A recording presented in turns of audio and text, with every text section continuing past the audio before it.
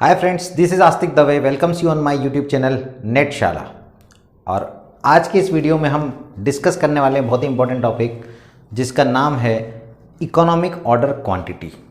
पहली चीज़, नाम से ही बड़ा भारी टॉपिक लग रहा है, इकोनॉमिक ऑर्डर क्वांटिटी, इतना बड़ा तो इसका नाम ही है। लेकिन सीधे सीधे हम पहले तो ये टॉपिक किसके काम का है, तो कॉमर्स, यूजीसी कॉमर्स और यूजीसी नेट में जो मैनेजमेंट का सब्जेक्ट होता है, कॉमर्स और मैनेजमेंट दोनों में ही एक टॉपिक होता है वर्किंग कैपिटल मैनेजमेंट का। और वर्किंग कैपिटल मैनेजमेंट के अंतर्गत 3 टॉपिक आते हैं, 4 टॉपिक्स आते हैं छोटे छोटे से। एक आता है इन्वेंट्री मैनेजमेंट, एक होता है रिसीवेबल मैनेजमेंट, एक कैश मैनेजमेंट और एक वर्किंग कैपिटल मैनेजमेंट। तो ये 4 टॉपिक्स आते हैं। तो हम बात कर रहे हैं यहाँ पे इन्वेंट्री मैनेजमेंट से रिलेटेड। ठीक है, टॉपिक जो है आपका मेन टॉपिक जो कहलाएगा वो कहलाएगा वर्किंग कैपिटल मैनेजमेंट। जब आप यूनिट चेक करेंगे तो वहाँ आपको मिलेगा वर्किंग कैपिटल मैनेजमेंट क्या होता है ना। अब वर्किंग कैपिटल मैनेजमेंट के अंतर्गत कई सारे सब टॉपिक्स है कि हम स्टॉक को कैसे मैनेज करें, हम डेटर्स को कैसे मैनेज करें, हम कैश को कैसे मैनेज करें, हम ऑपरेटिंग साइकिल कैसे क्रिएट करें। तो उसी से रिलेटेड जब हम बात कर रहे हैं तो हम उसमें एक छोटा सा टॉपिक ले रहे हैं इकोनॉमिक ऑर्डर क्वांटिटी। ठीक है, जो इन्वेंट्री मैनेजमेंट के अंतर्गत आता है। हमारा जो मेन टॉपिक है वो है इन्वेंट्री मैनेजमेंट। और इस इन्वेंट्री मैनेजमेंट के अंतर्गत हम जो पढ़ रहे हैं वो पढ़ रहे हैं इकोनॉमिक ऑर्डर क्वांटिटी। आप देखोगे, अगर आपने पुराने पेपर्स देखे होंगे तो कई बार इससे रिलेटेड क्वेश्चन एग्जाम में पूछा हुआ है। छोटा सा टॉपिक है लेकिन इससे क्वेश्चन पूछ लेते हैं। हम समझते हैं इकोनॉमिक ऑर्डर क्वांटिटी क्या होती है। देखो, ऑर्डर क्वांटिटी, ठीक है, मतलब यहां पहली चीज तो ये आंसर हमको काय में दिखाएगा, क्वांटिटी में। यहां पे किसकी बात हो रही है, क्वांटिटी में। ऑर्डर मतलब हम कितनी क्वांटिटी ऑर्डर करें, कितनी क्वांटिटी ऑर्डर करें जो हमारे लिए क्या हो, इकोनॉमिक हो। अब सीधे सीधे बहुत सरल भाषा में अगर हम समझे तो बहुत बेस्ट एग्जांपल लें तो हमारे घर का गेहूं का डिब्बा जब हम पिसवाते हैं तो क्या हम ऐसा करते हैं कि पूरे साल भर के गेहूं एक बार में पिसवा के रख देते हैं? नहीं, ऐसा नहीं करते सर। तो फिर क्या करते हैं, रोज रोज जाते हैं क्या चक्की पे, रोज गेहूं का डिब्बा लेकर के गए चक्की पे और पिसवा के रोज लेकर के आए? क्या ऐसा करते हैं? नहीं सर, ऐसा नहीं करेंगे, रोज खर्चा लगेगा और रोज टाइम भी वेस्ट होगा।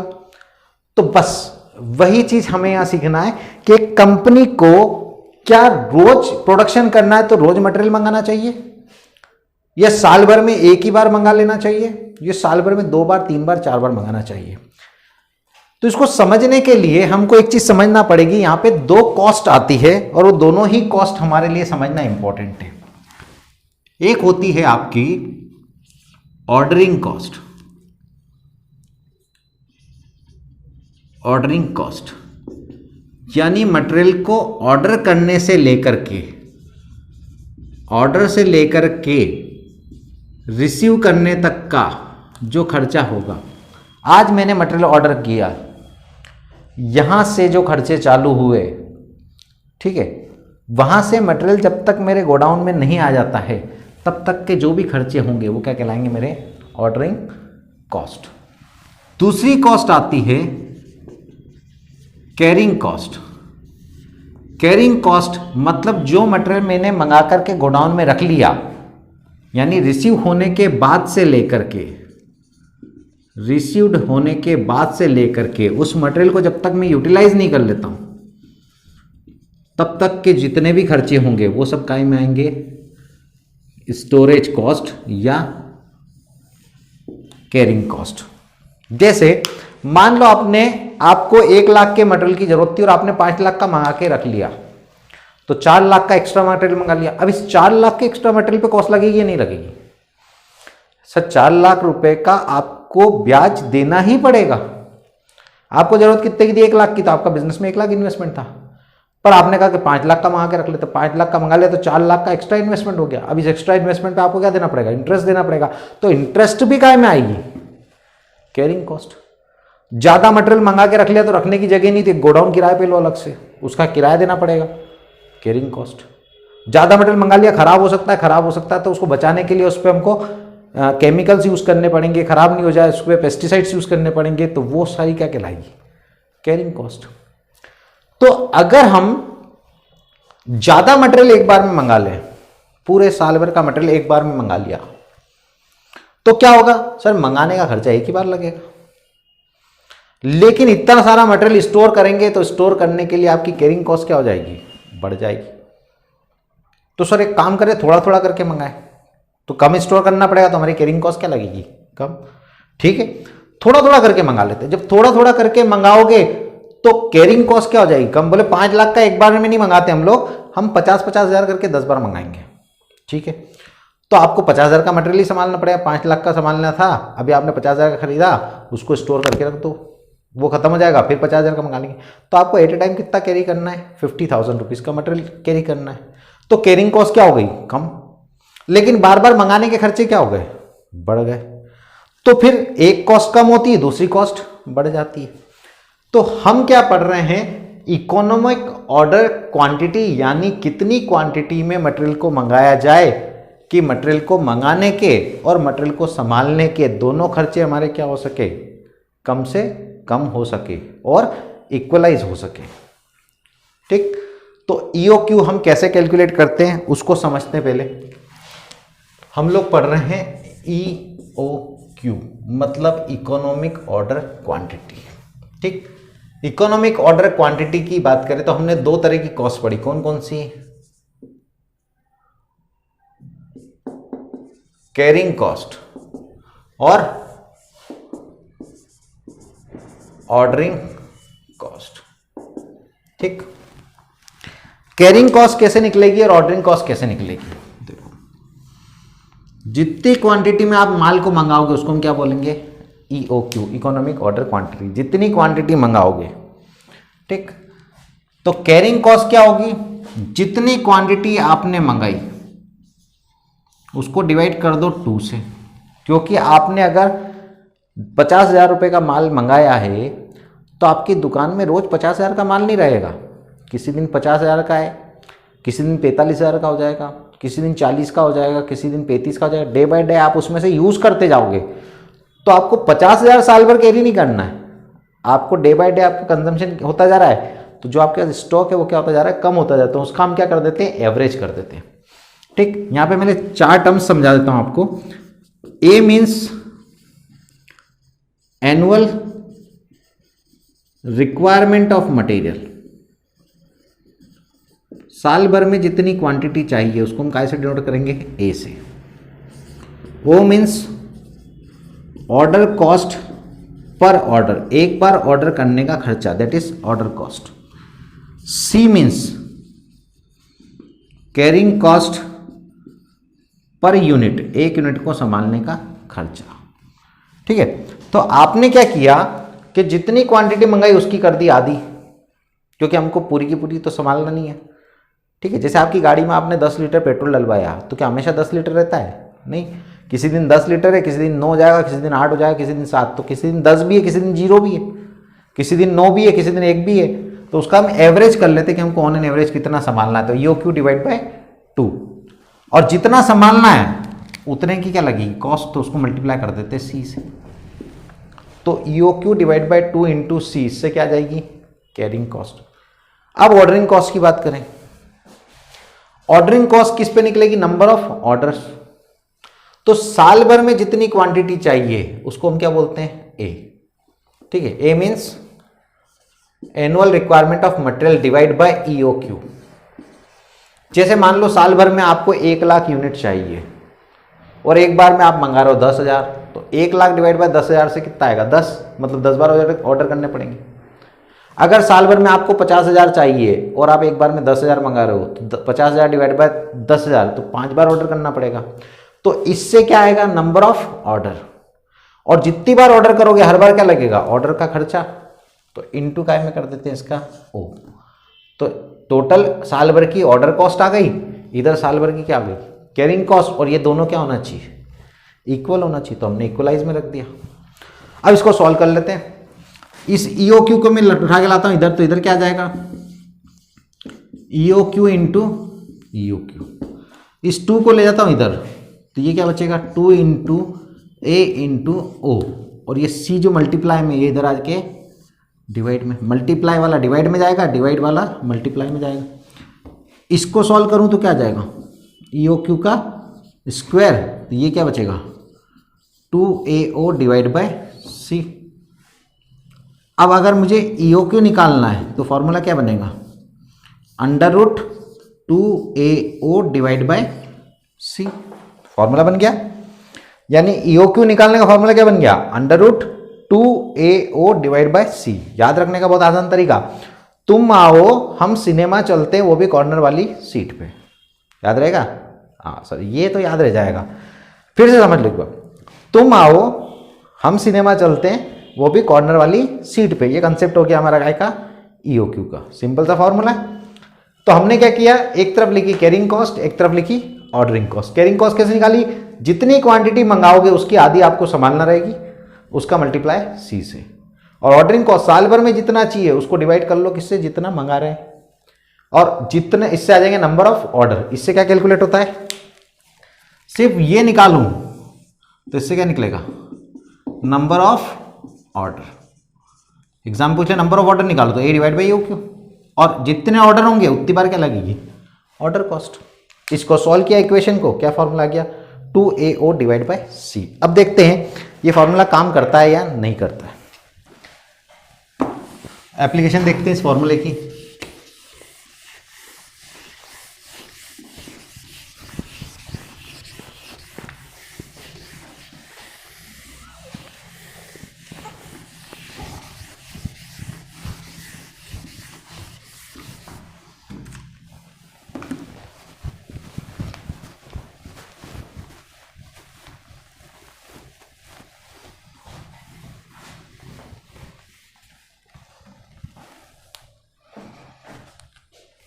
ठीक है, सपोज करें एक क्वेश्चन लिखते हैं, ए लिमिटेड रिक्वायर्स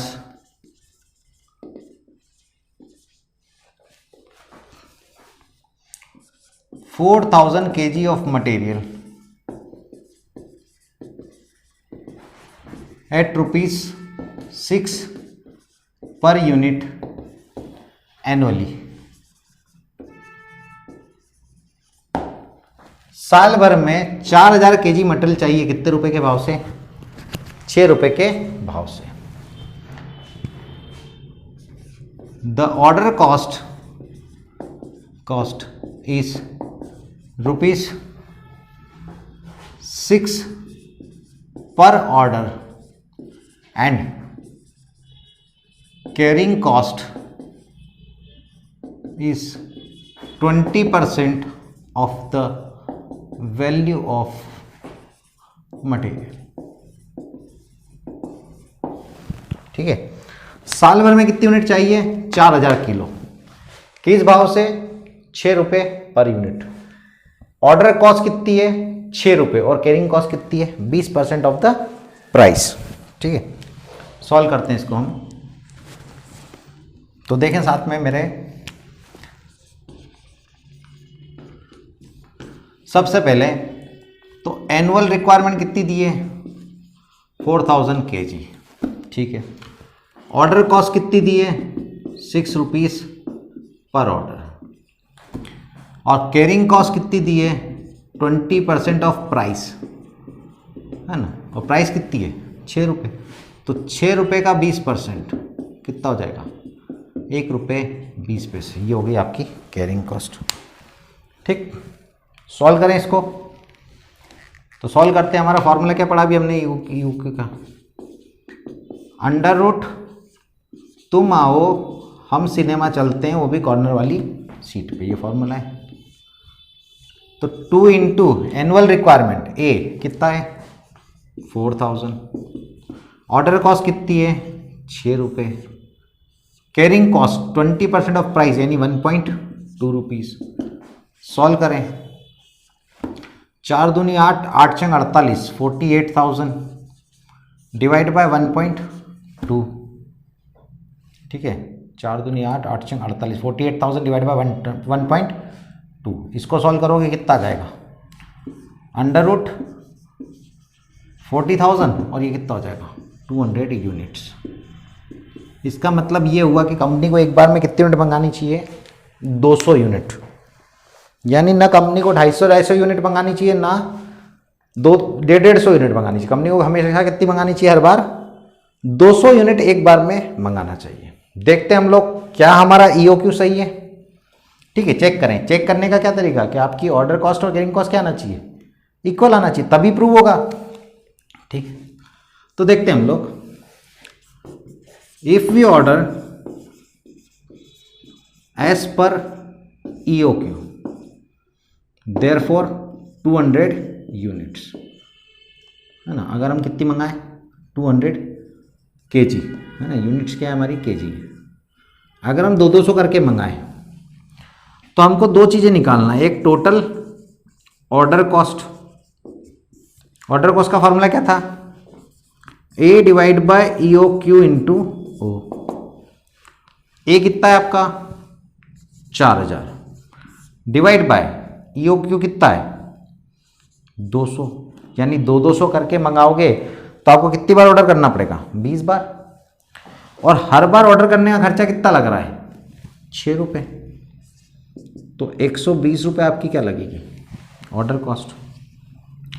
और फिर क्या निकालना है टोटल कैरिंग कॉस्ट।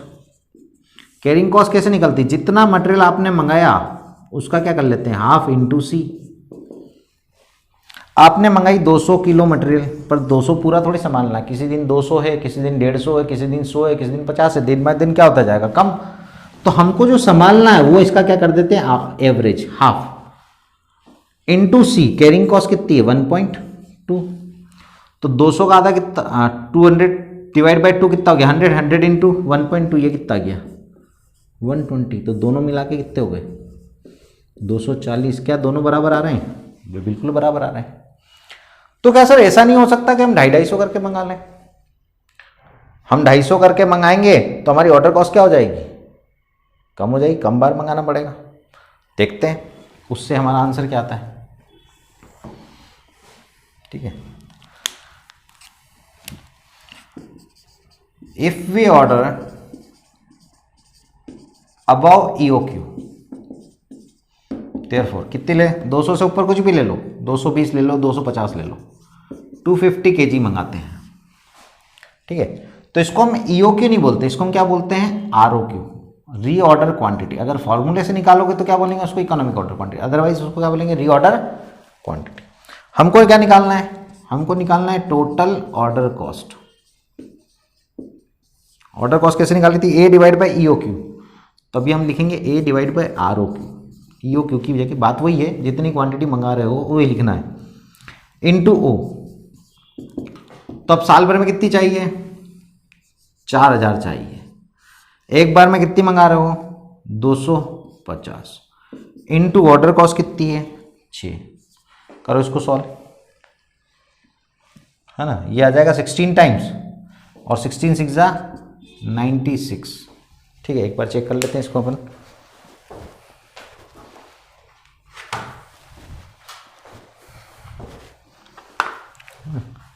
यह आ गया आपका 4000 divide by 250 into 16 into 6 that is 96। दूसरा, जितनी क्वांटिटी मंगाई उसका कर दो हाफ इंटू सी, क्योंकि उसका हाफ संभालना है। तो आपने मंगाई इस बार 250, उस divide by 2 into carrying cost कितनी थी 1.2। 250 डिवाइड बाय 2 इंटू 1.2, तो ये आ गया 150 रुपीज़। 150 प्लस 96 ये हो गया 246। ठीक है सर, 250 की बजाय हम 150 मंगाए तो 200 से एक बार ज़्यादा मंगा के देख लिया। सर हम तो 150 करके मंगाएंगे। ठीक है, सर्च करके देख लेते हैं। If we order below EOQ therefore 150 kg, हम 150 kg करके मंगाए, तो आपको क्या निकालना है टोटल ऑर्डर कॉस्ट। क्या फॉर्मूला टोटल ऑर्डर कॉस्ट का A divide by ROQ into O। साल भर में चाहिए सर 4000, एक बार में मंगा रहे 150 और ऑर्डर साइज कितनी है 6। तो 4000 इंटू 6 डिवाइड बाई 150, ये कितना आ गया 160 रुपये। और ROQ डिवाइड बाई 2 इंटू सी, मंगाई कितनी 150, उसका कर दो हाफ इंटू कैरिंग कॉस्ट कितनी 1.2, 150 डिवाइड बाई 2 इंटू 1.2, ये आ गया 90। तो 9 6 15, ये आ गए 250 रुपये। बताओ आपकी कॉस्ट EOQ से यानी 200 किलो करके मंगाए तो टोटल खर्चा कितना आ रहा है 240। इससे ज़्यादा मंगाते हैं, ठीक है, तो यहाँ पे कॉस्ट कितनी आ रही है 246, और 200 से कम करके मंगाए तो कॉस्ट कितनी आ गई 250। कहाँ पर कॉस्ट कम आ रही है EOQ पे। तो हम भी तो यही बोल रहे हैं कि EOQ के हिसाब से मंगाना चाहिए। यानी अगर आप EOQ के हिसाब से क्वांटिटी मंगाते हो, कितनी कितनी क्वांटिटी मंगाना है, तो आपकी ऑर्डर कॉस्ट और कैरिंग कॉस्ट दोनों क्या आएगी इक्वल आएगी, ठीक, और दोनों टोटल कॉस्ट जो हो जाएगी वो मिनिमम हो जाएगी। अब तो एक तो आपको क्वेश्चन कैसा पूछ सकते हैं EOQ निकालने को पूछ सकते हैं, तो निकालने के लिए फॉर्मूला समझ में आ गया। एक आपको पूछ सकते हैं या तो ऑर्डर कॉस्ट कैलकुलेट करो या कैरिंग कॉस्ट कैलकुलेट करो, वो हमको समझ में आ गया। एक रिलेशनशिप पूछ लेते हैं, थ्योरेटिकल क्वेश्चन कैसे पूछते हैं। तो देखो आपके ऑर्डर साइज यहाँ पे 200 किलो है, आप ऑर्डर कितना कर रहे हो 200 किलो का, यहाँ कितने किलो का ऑर्डर कर रहे हो 250 किलो का, और यहाँ कितना कर रहे हो 150 किलो का। मतलब अगर आप ऑर्डर साइज बढ़ाते हो तो आपके नंबर ऑफ ऑर्डर क्या हो जाएंगे कम। 200 किलो करके मंगाओगे तो 20 बार ऑर्डर देने पड़ेंगे, और 250 करके मंगाओगे तो 16 बार ही ऑर्डर देने पड़ेंगे। इसका आंसर 16 आएगा। यानी ऑर्डर साइज बढ़ेगी तो नंबर ऑफ ऑर्डर्स कम हो जाएंगे, और नंबर ऑफ ऑर्डर्स कम हो जाएंगे तो आपकी ऑर्डर कॉस्ट क्या हो जाएगी कम। यानी ऑर्डर साइज का ऑर्डर कॉस्ट से जो रिलेशनशिप है वो इनवर्स है, नेगेटिव रिलेशनशिप है। क्योंकि आपने ऑर्डर साइज बढ़ाई, 200 की जगह 250 करा, तो आपकी ऑर्डर कॉस्ट 120 की जगह कितनी हो गई 96 हो गई। तो एक चीज बढ़ती है, ऑर्डर साइज बढ़ती है तो ऑर्डर कॉस्ट कम हो जाती है। लेकिन अगर ऑर्डर साइज बढ़ती है तो कैरिंग कॉस्ट बढ़ जाती है, क्योंकि आप ज्यादा क्वांटिटी मंगाते हो तो ज्यादा संभालना पड़ती है, और ज्यादा संभालनी पड़ती है तो संभालने के खर्चे क्या हो जाते हैं बढ़ जाते हैं। तो जब आपकी ऑर्डर साइज बढ़ेगी तो ऑर्डर कॉस्ट कम हो जाएगी, बट ऑर्डर साइज बढ़ेगी तो कैरिंग कॉस्ट बढ़ जाएगी। यानी ऑर्डर साइज का और ऑर्डर कॉस्ट का रिलेशनशिप इनवर्स रहेगा, और ऑर्डर साइज का और कैरिंग कॉस्ट का रिलेशनशिप पॉजिटिव। ऑर्डर साइज बढ़ रही है तो कैरिंग कॉस्ट भी बढ़ रही है। आई थिंक कि आपको ये कंसेप्ट अच्छे से समझ में आ गया होगा। हाँ, फिर से रिलेशनशिप से रिलेटेड क्वेश्चन कुछ भी पूछ सकते हैं। एक बार ये भी पूछ सकते हैं कि ऑर्डर साइज अगर बढ़ रही तो नंबर ऑफ ऑर्डर्स पे क्या इफेक्ट आएगा। ऑर्डर साइज बढ़ेगी तो नंबर ऑफ ऑर्डर्स क्या होंगे कम हो जाएंगे, ऑर्डर साइज कम होगी तो नंबर ऑफ ऑर्डर्स क्या होंगे बढ़ जाएंगे। ठीक, तो आई होप ये आपको वीडियो पूरा अच्छे से समझ में आ गया होगा, लेक्चर पूरा समझ में आया होगा। और अगर आपको ये लेक्चर अच्छा लगा है तो हमारे चैनल को सब्सक्राइब करें, हमारे वीडियो को लाइक करें, शेयर्स करें, और सब्सक्राइब करने के बाद बेल आइकन को भी प्रेस कर दें ताकि आपको आने वाले वीडियो के नोटिफिकेशंस भी मिलते चले जाएं। तो फिर मिलते हैं हम आपसे नेक्स्ट वीडियो के साथ। So thank you so much and have a good day.